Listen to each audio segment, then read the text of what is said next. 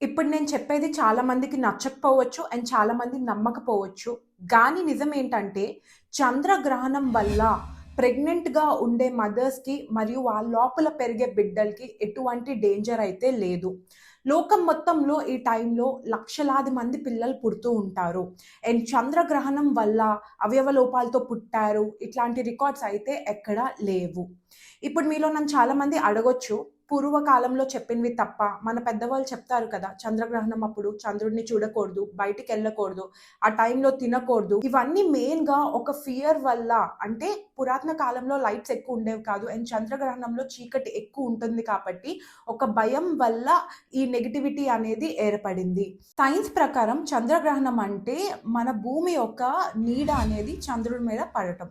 NASA వాళ్ళు చేసిన రిసర్చెస్‌లో గాని, గ్లోబల్‌గా చేసిన రిసర్చెస్‌లోని కానీ ఎటువంటి నెగెటివ్ ఎనర్జీ రిలీజ్ అవ్వడం, హానికరమైన కిరణాలు రిలీజ్ అవ్వడం లాంటివి ఏమీ లేవు అని ఈ రిసర్చెస్ అయితే తేల్చి చెప్పేశాయి. అన్నీ నేను ఎందుకు చెప్తున్నానంటే, చంద్రగ్రహణం ఉన్నప్పుడు మెయిన్‌లీ ప్రెగ్నెంట్ లేడీస్‌కి ఒకవేళ డెలివరీ పెయిన్స్ వచ్చినా, కింద నుంచి బ్లీడింగ్ అవుతున్నా, ఒకవేళ నీళ్లు కారుతున్నా, వాళ్ళు హాస్పిటల్‌కి రాకుండా ఈ టైంలో బిడ్డని డెలివరీ చేస్తే బిడ్డకి మంచిది కాదు, లేకపోతే అవయవ లోపాలతో బిడ్డ పుడతారు అనే ఫీలింగ్‌తోని ఇంట్లోనే ఉండిపోతూ ఉంటారు.